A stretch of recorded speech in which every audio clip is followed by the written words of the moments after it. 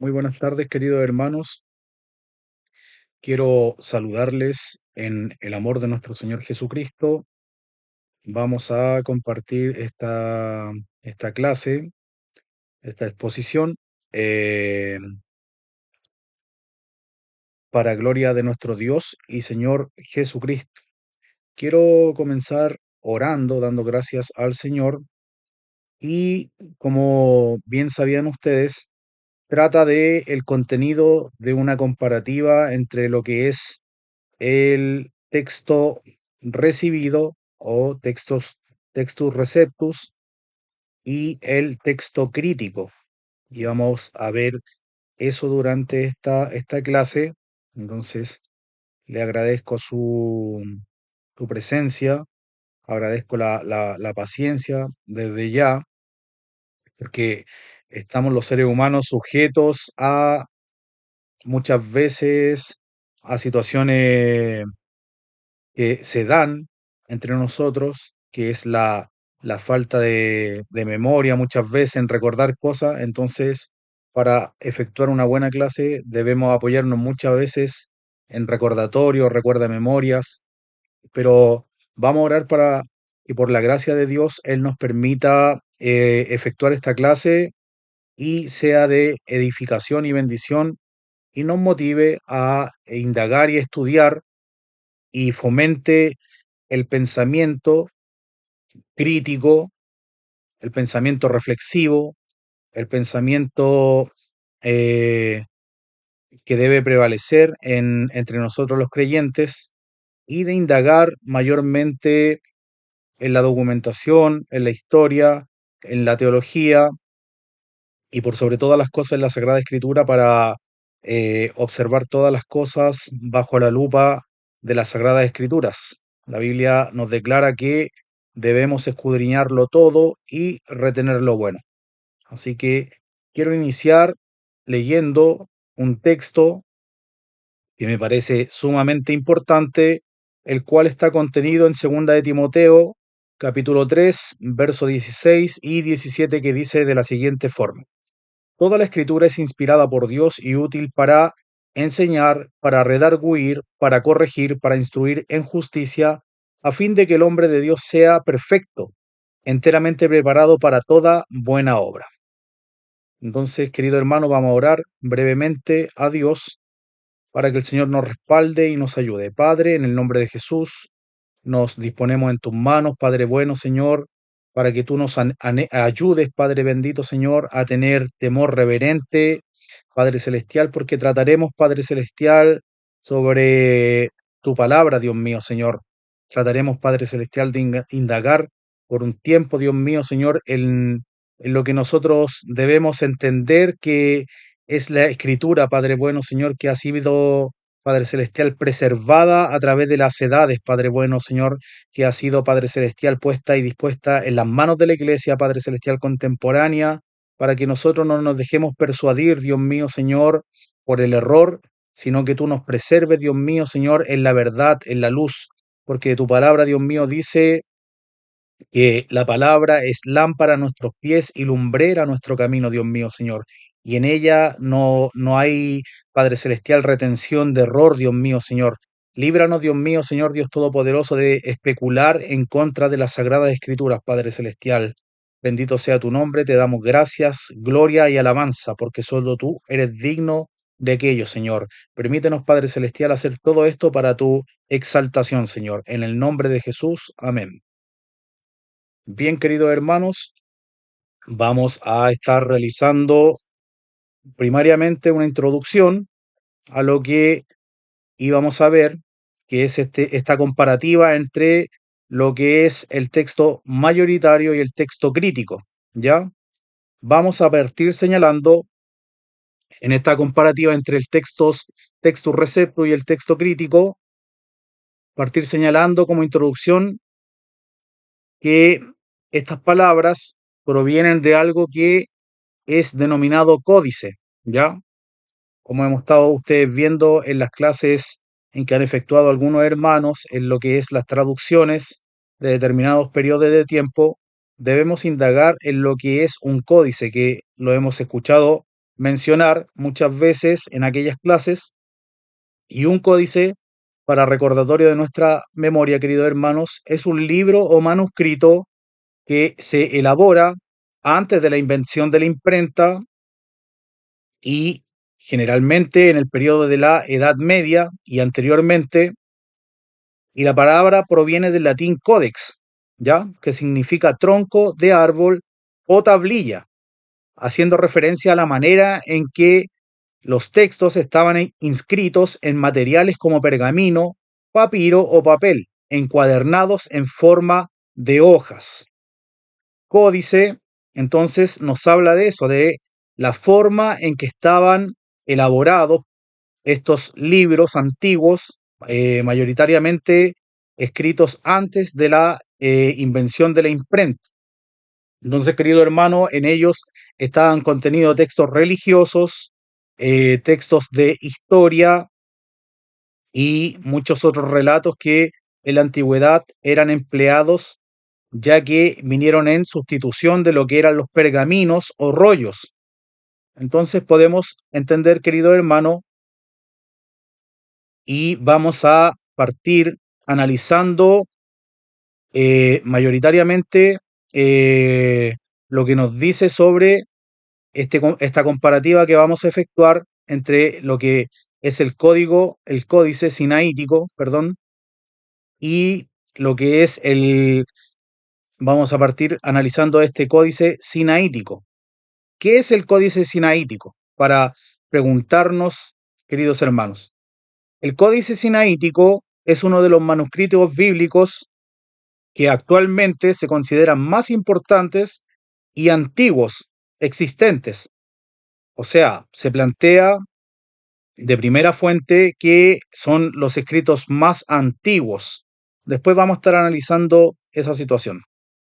Entonces, contienen una copia casi completa del Antiguo Testamento en la versión griega de la Septuaginta. Entonces, contenían eso, una copia de lo que es el Antiguo Testamento de la versión proveniente desde la Septuaginta y del Nuevo Testamento en griego. Se estima que fue escrito, son las estimaciones que efectúan en el siglo IV después de Cristo. Esa es la datación histórica del códice sinaítico. El contexto del descubrimiento de este códice, porque vamos a hablar de que fue descubierto el códice sinaítico, porque cuando hagamos la comparativa, queridos hermanos, en la oposición a este códice sinaítico o texto crítico, vamos a analizar que el otro texto o códice no fue descubierto, sino que fue de uso general durante la historia de la Iglesia. Entonces, el códice sinaítico fue descubierto por Constantino von Tischendorf en el año 1844 en un monasterio de Santa Catalina, ubicado en el monte Sinaí, en Egipto. Tischendorf lo rescató del monasterio, donde parte del códice estaba siendo mal almacenado, corriendo el riesgo de perderse.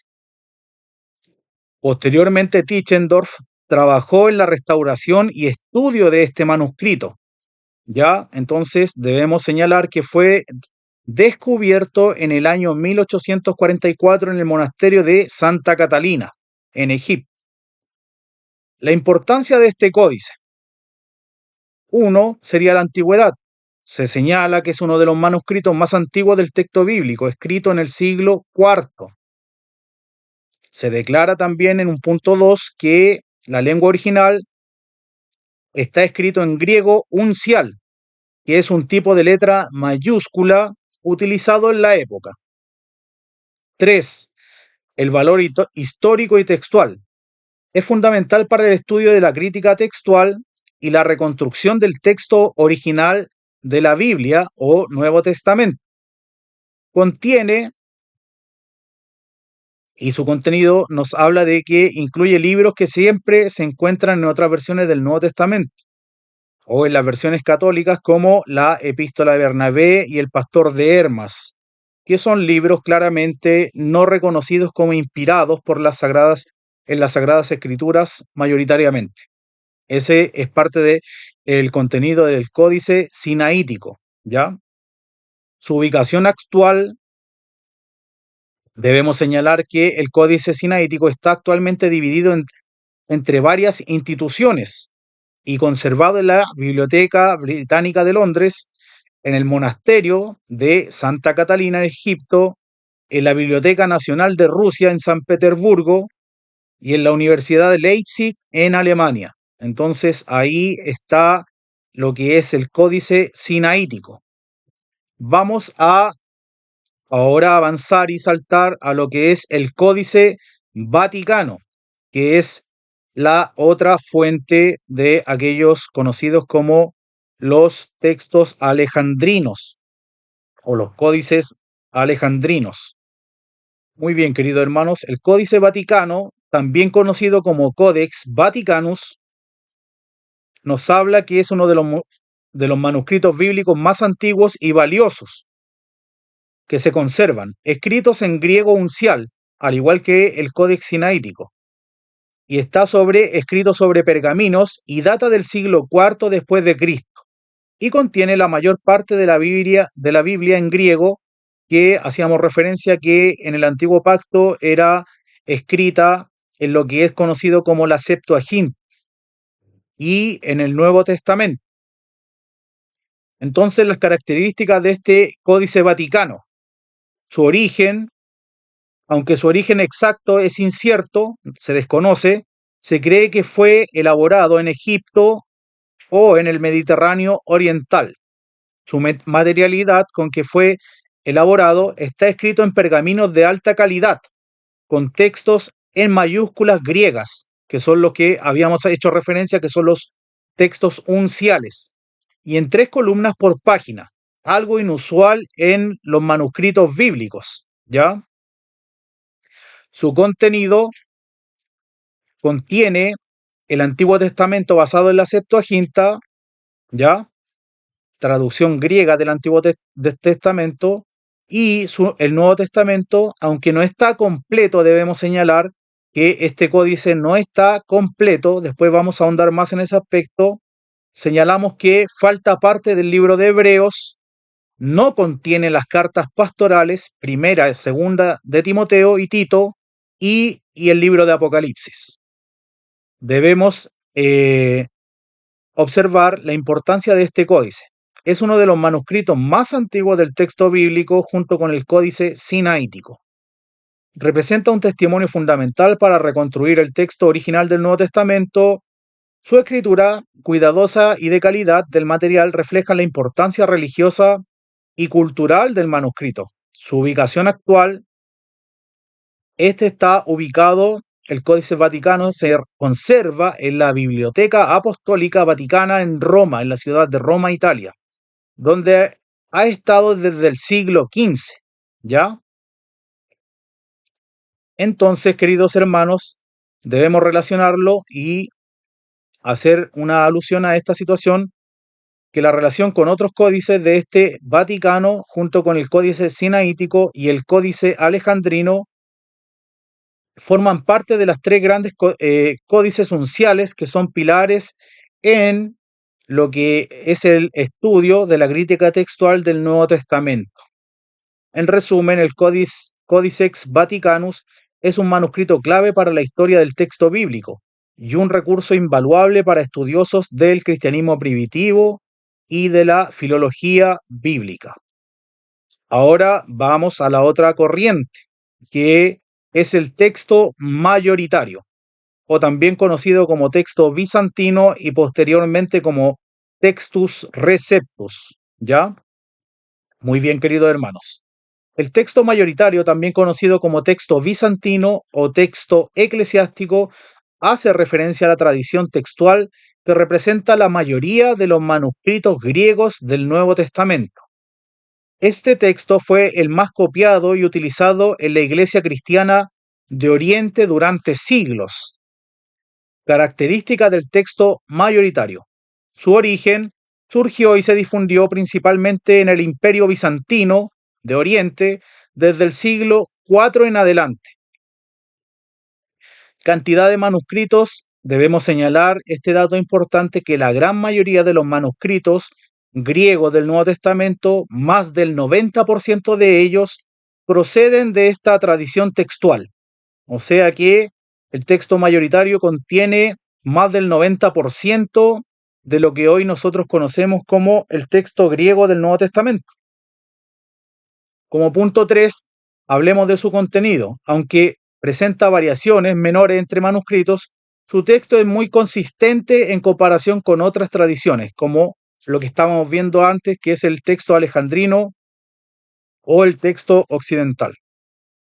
Su uso litúrgico ha sido ampliamente difundido y se debe señalar que fue la base litúrgica y la vida eclesiástica en la Iglesia Ortodoxa griega. Y hay muchas otras tradiciones que han empleado mayoritariamente este texto mayoritario. Vamos a ir ahondando más adelante sobre este aspecto. Diferencias con otros textos. El texto alejandrino, por ejemplo, con la diferencia con este texto mayoritario, representado por códices como el Sinaítico y el Códice Vaticano, este es más antiguo y considerado por muchos estudiosos como más cercano al original, aunque es menos copiado, señalan. Bueno, debemos señalar, queridos hermanos, que la amplia mayoría de, dejaremos entre comillas, eruditos de la época, señalan que es más confiable la versión alejandrina, contenidos con el Sinaítico y el Vaticano. Pero eso es una referencia que hacen algunas personas, queridos hermanos, que señalan que cuenta con mayor respaldo que el mayoritario.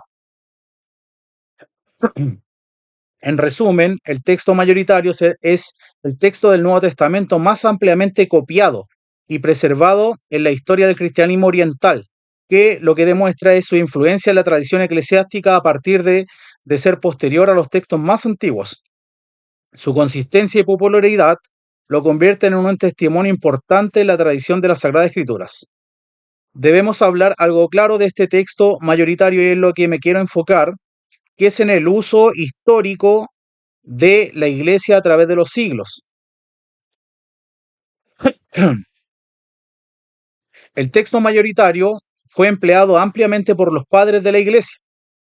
También llamado texto bizantino, refleja la tradición textual más utilizada en la Iglesia oriental del siglo IV en adelante, aunque se debe analizar que también fue no utilizado claramente como texto mayoritario, pero al hacer comparativas entre el uso de las citaciones de los padres de la Iglesia, debemos señalar que coincide ampliamente con lo que nosotros conocemos como el texto mayoritario. Los padres de la Iglesia que estuvieron vinculados al ámbito griego y bizantino utilizaron textos que en gran medida coinciden con lo que hoy conocemos como el texto mayoritario. Sin embargo, es importante aclarar que estos padres no mencionaban explícitamente un texto mayoritario, ya que aún no era denominado de esa forma. Algunos padres de la Iglesia que emplearon este texto en sus escritos, debemos señalar que fue Juan Crisóstomo o el Boca de Oro, como se le conoce, que fue un obispo de Constantinopla y uno de los teólogos más influyentes del cristianismo oriental, que vivió desde el año 347 al 407. Sus homilías y comentarios bíblicos muestran un uso frecuente del texto que coincide con la tradición bizantina o mayoritaria. Se le considera a este una de las figuras claves en el uso y la preservación de este texto. El segundo sería Basilio de Cesarea, que vivió desde el año 329 al 379 y es conocido como Basilio el Grande. Fue uno de los padres capadocios y defensor de la ortodoxia cristiana. Sus escritos bíblicos también reflejan el uso de la tradición textual bizantina. Gregorio de Nisa, del 335 hasta el 395, es un hermano de Basilio y otro de los padres capadocios, de los tres capadocios. Y sus citas bíblicas tienen muchas coincidencias con el texto mayoritario. El otro puede ser mencionado como Teodoreto de Ciro, que vivió desde el año 393 al 463 y fue un teólogo y obispo de la Iglesia del siglo V. Sus comentarios sobre las Escrituras evidencian el uso de textos similares al mayoritario. El otro es Cirilo de Jerusalén, que vivió en el año 313 al 386, querido hermano. Y también señalar que en sus escritos y desarrollos teológicos empleó mayormente el texto mayoritario o bizantino. Entonces debemos concluir con esta referencia a los padres, que los padres de la Iglesia Oriental, como Juan Crisóstomo y los otros mencionados, usaron mayoritariamente lo que se conoce como el texto mayoritario en sus escritos.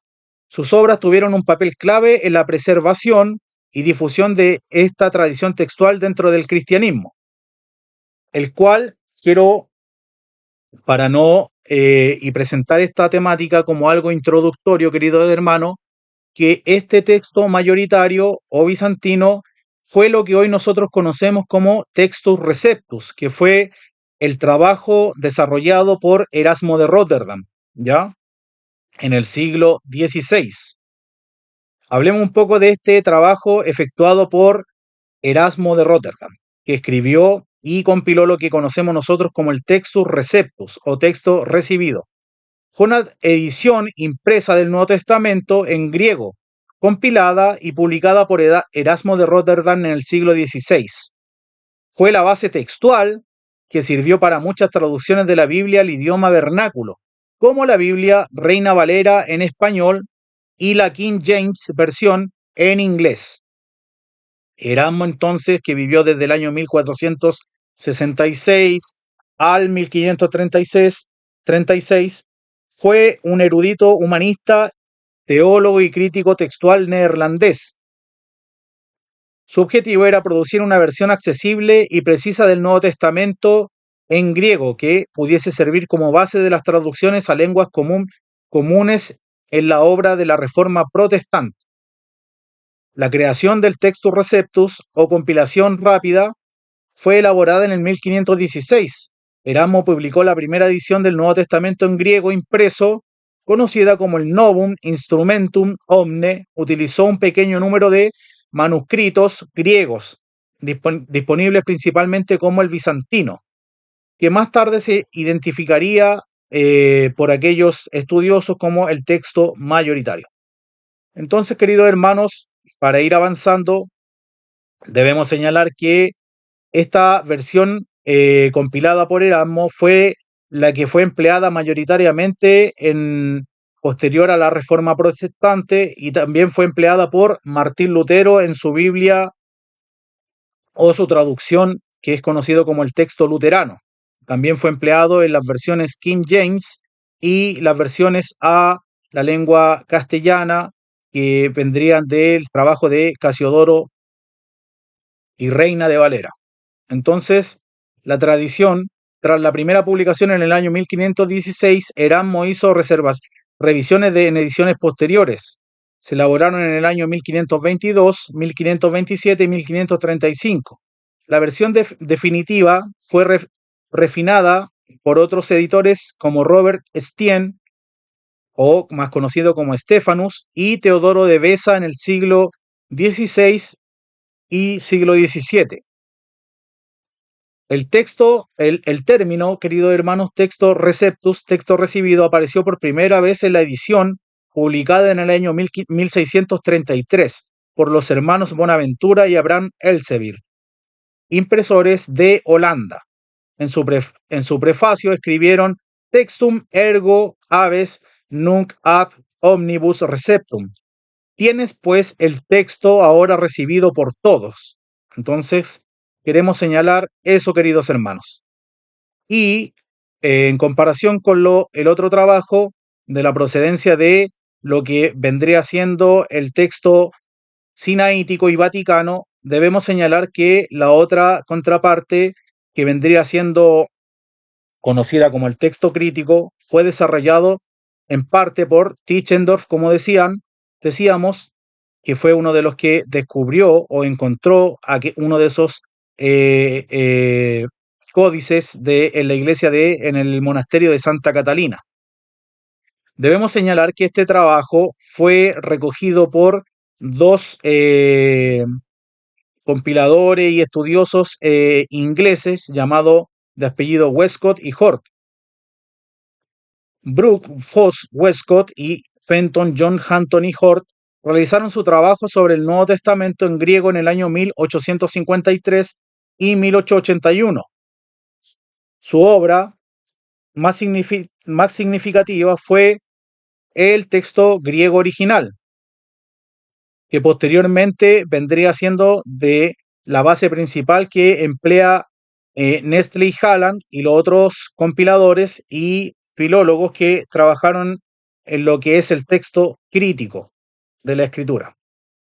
Este trabajo consistió en una crítica textual profunda para reconstruir el texto original del Nuevo Testamento, basado en manuscritos antiguos, especialmente en el Códice Sinaítico y en el Vaticano, que eran considerados por ellos más fiables que los textos usados anteriormente como el Receptus. Entonces debemos señalar que este trabajo de Westcott y Hort fue recogido por Nestle. Edelhard Nestle comenzó en el año 1898 a desarrollar este trabajo con otros 5 personajes, en el cual desarrollaron este trabajo de crítica textual del Nuevo Testamento, aparentemente buscando cuál es la versión más confiable y que reproduce fielmente lo que sería el texto original.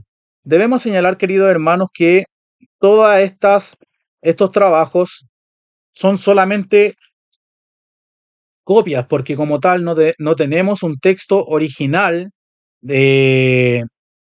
hallado completo de forma íntegra. Tenemos fragmentos que son, por ejemplo, hacer mención de los encontrados por John Ryland, que hablan de escritos del Nuevo Testamento, como la carta de Juan y otros textos. Debemos señalar también, queridos hermanos, que estas personas, en apariencia, claramente señalan que y tratan de traer a nuestras manos lo que sería el texto original del Nuevo Testamento en griego. Debemos señalar que hay dos corrientes de pensamiento claramente marcadas, amados hermanos. Por una parte, aquellas personas que defienden lo que es el texto receptos o mayoritario o bizantino y creen que es un texto más fiable de las Sagradas Escrituras.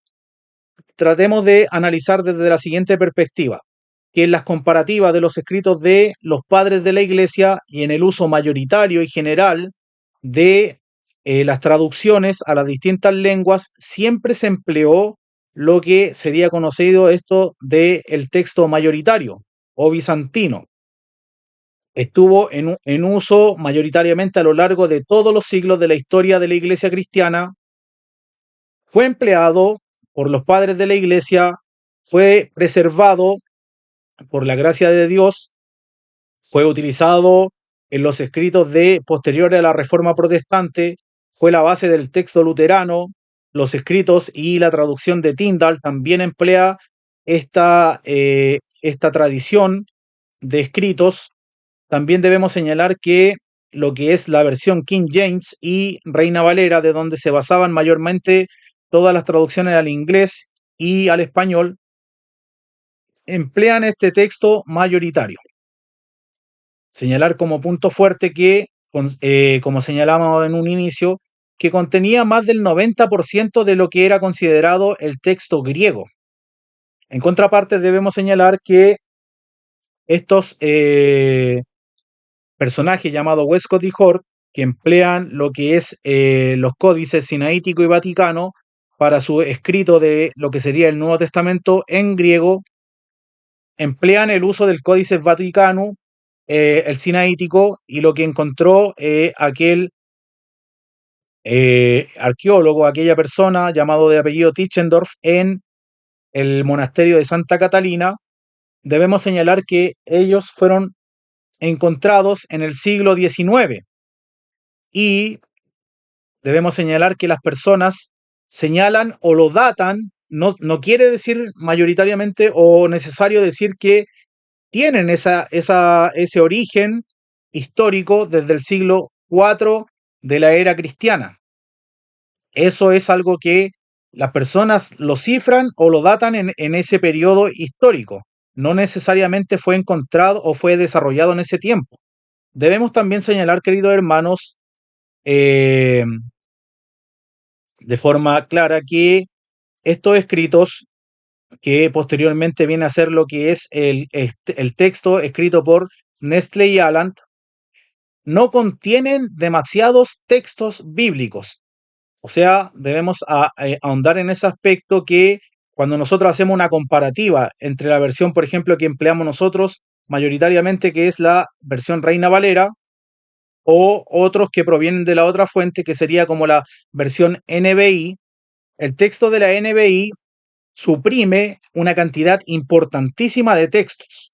¿Y por qué nosotros decimos que, o yo principalmente me decanto a opinar que el texto mayoritario, texto recibido, es el más fiable en el uso del texto griego del Nuevo Testamento?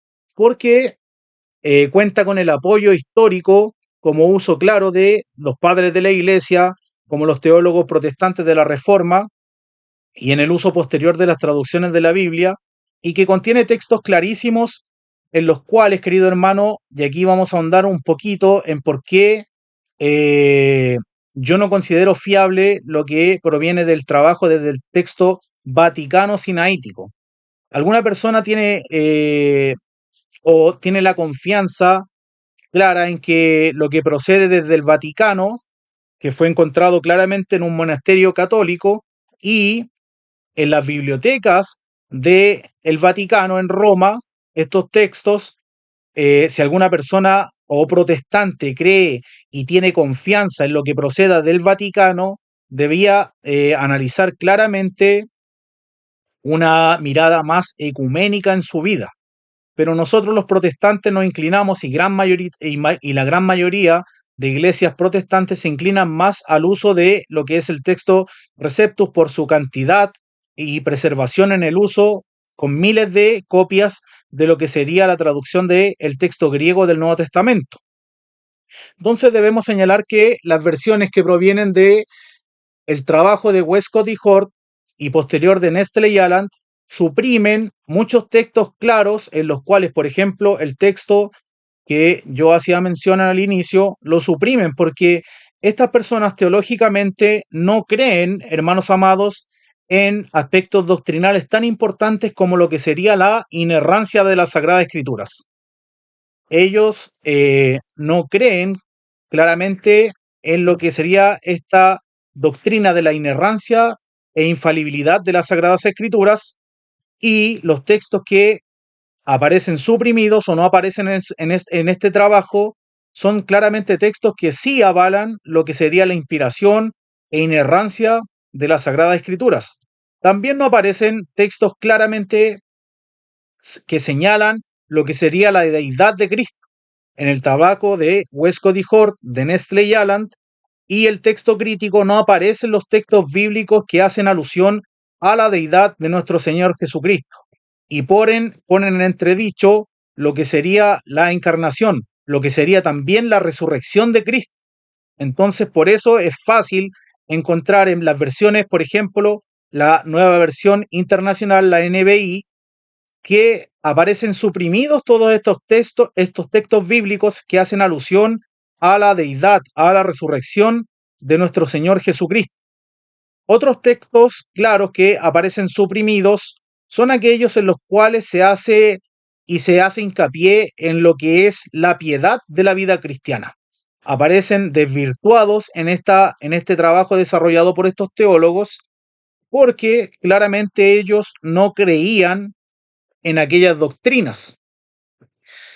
Para dejar, por así decirlo, el germen de la duda, amados hermanos, y fomentar la iniciativa del estudio en esto, hay claramente un mar de documentación en los cuales, por ejemplo, son las mismas correspondencias de aquellos teólogos ingleses, Westcott y Hort, en los cuales ellos desarrollan una teología anticristiana, que ellos querían derribar lo que era el texto mayoritario, texto Receptus, aparece documentado en los escritos, en la correspondencia epistolar que ellos mantenían, eh, donde ellos señalan claramente que ellos no creían en la inerrancia de las Sagradas Escrituras, no creían en la deidad de nuestro Señor Jesucristo, especulaban que la resurrección de Cristo no se había efectuado de forma corporal y es por eso que no aparecen claramente estos textos en sus trabajos. Entonces, amados hermanos, debemos señalar que estos textos no aparecen porque ellos no creían en estas doctrinas claras y centrales de lo que es la fe evangélica. Entonces, amados hermanos, vamos a avanzar y quiero quizás plantear este aspecto para que usted indague y estudie en esas doctrinas y en cómo no aparecen en las versiones, como yo señalaba, de la versión nueva versión internacional. Y quiero ahondar y hacer mención de que la nueva versión del mundo, que vendría siendo la traducción que emplean los testigos de Jehová, que esto me pareció muy llamativo una vez que tuve la oportunidad de conversar con testigos de Jehová, que ellos llevaban en sus manos como texto fundamental el trabajo de Nestle y Aland derivado de Westcott y Hort. Y cuando yo le hice la mención de quiénes eran Westcott y Hort, que incluso se menciona en sus epístolas, en su correspondencia, que ellos habían participado en lo que vendría siendo el espiritismo y habían trabajado en grupos ocultistas en aquellos días, estas personas desconocían por completo esos datos. Debemos señalar entonces, amado hermano, que el trabajo de los testigos de Jehová está basado en el trabajo de Westcott y Hort. Entonces, aquí tenemos en entredicho esta situación, que Biblias que provienen de el aspecto y el espectro católico de sectas como los testigos de Jehová y emplean y basan su texto del Nuevo Testamento en el trabajo de Westcott y Hort y Nestle y Aland.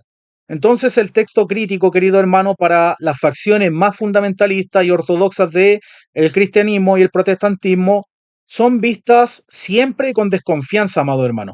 Por eso es que los creyentes del Nuevo Testamento no confiamos y no nos fiamos eh, de esta crítica textual contemporánea, aunque mayoritariamente a usted, a la persona que tenga estudios teológicos y en las academias contemporáneas, siempre están haciendo referencia a este texto crítico como más confiable que el texto receptus.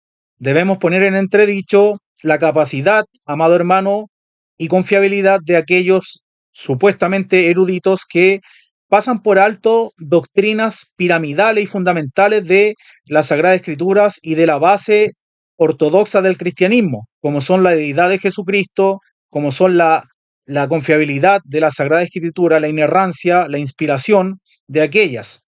Entonces, amados hermanos, quiero dejar expuesto este trabajo breve, amado hermano, que podría ser una introducción para llevarlos a un punto de reflexión y análisis de estos trabajos.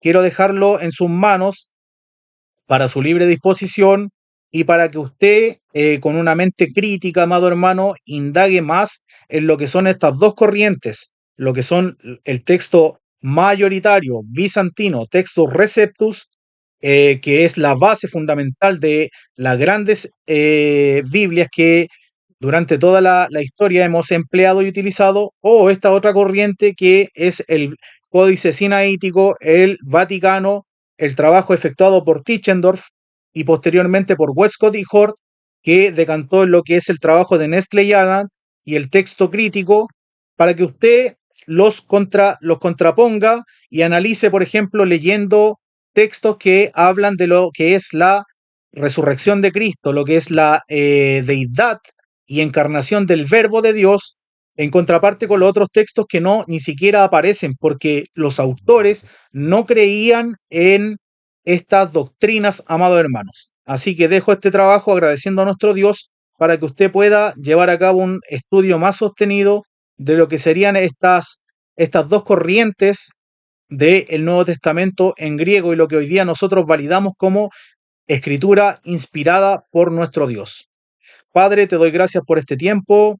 Te ruego, Dios mío, Señor, que dispongas en las manos y en la mente de mis hermanos, Señor Dios Todopoderoso, el indagar, estudiar, Dios mío, de forma más profusa, de forma más negligente, Dios mío, Señor, para no errar y no, Dios mío, Señor, caer en la especulación, Dios mío, y divagación teológica, Dios mío, Señor, a la cual nos llevan estos pseudo intelectuales, teólogos, filólogos contemporáneos, Dios mío, Señor, los cuales en mi observación, Dios mío, Señor, no tienen ni un compromiso con la ortodoxia cristiana.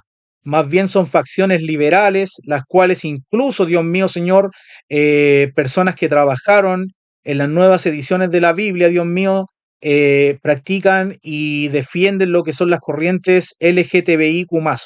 Padre bueno, Señor, te ruego que ayudes a nuestra iglesia, Dios mío, Señor, a centrarnos en la plenitud de las escrituras, Dios mío, Señor, en la fiabilidad y la confiabilidad de la Sagrada Escritura, Dios mío, como direcciones claras para nuestras vidas y la iglesia de Jesucristo. Te doy gracias por este tiempo, en el nombre de Jesús. Amén y amén. Muy bien, queridos hermanos, dejo abierto esto para que conversen, debatan y argumenten y hagan puntos de análisis sobre esta introducción, querido hermano, que es un tema muy largo que podríamos hacer una lectura comparativa de textos bíblicos en los cuales yo hacía alusión a ciertas doctrinas que no aparecen por ningún lugar en esta corriente del texto crítico. Así que dejo esto en sus manos, amado hermano, me despido en la gracia de nuestro Señor Jesucristo. Amén.